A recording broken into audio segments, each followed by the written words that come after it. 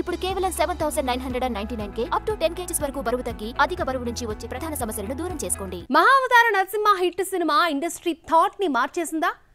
Whole సినీ ఇండస్ట్రీకి animated mythology సినిమాలతో ఎంత వండర్స్ క్రియేట్ చేయొచ్చో ఈ సినిమా నేర్పిందా? ఈ ఇన్స్పిరేషన్ బాలీవుడ్ గట్టిగానే తీసుకున్నట్టుంది.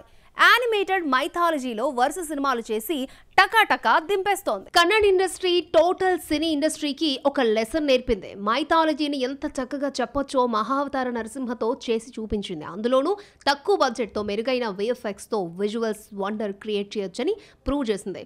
చిన్న పెద్దలను థియేటర్లకు ఎలా రప్పించాలో మెసేజ్ ఇచ్చింది. మరి ఇన్ని నేర్పితే ఇతర ఇండస్ట్రీలు చూసి నేర్చుకోవా? అందుకే వెంటనే ఈ జానర్ సినిమాలను అనౌన్స్ చేశాయి. తెలుగులో హనుమాన్ స్టోరీని వాయుపుత్ర యానిమేటెడ్ ఫిల్మ్ తెరకెక్కిస్తున్నట్లు అనౌన్స్ చేసింది సితారా ఎంటర్టైన్మెంట్. చందు మొండేటి డైరెక్షన్ లో 3D ఫిల్మ్ ఉంటుందని ఇలా చెప్పిందో లేదో బాలీవుడ్ నుండి ఈ జానర్ లో 2 సినిమాలు రెడీ అయ్యాయి కూడా.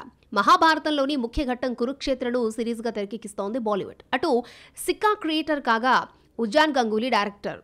ఎప్పుడు వండేసిందో తెలియదు కానీ అక్టోబర్ 10 నుండి మాత్రం నెట్ఫ్లిక్స్ లో ఇండియాలోని అన్ని ప్రధాన భాషల్లో స్ట్రీమింగ్ కాబోతోంది. కురుక్షేత్రతో పాటు మరొక మైథాలజీ యానిమేటెడ్ మూవీని సిద్ధం చేస్తోంది బాలీవుడ్.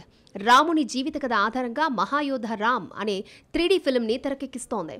రాముడికి కునాల్ కపూర్, సీతకు మౌని రాయ్, లక్ష్మణ్ కు జిమ్మీ షేర్గిల్, హనుమాన్ కు ముఖేష్ రిషి, రావణ్ పాత్రలకు గుల్షన్ గ్రోవర్ వాయిస్ అందించారు. అక్టోబర్ 17న హిందీతో పాటు తెలుగులోనూ రిలీజ్ అవుతోంది మహాయోధ రామ. మొత్తానికి మహావతార నరసింహ కలెక్షన్స్ ను గట్టిగానే తీసుకున్నట్లుంది బాలీవుడ్.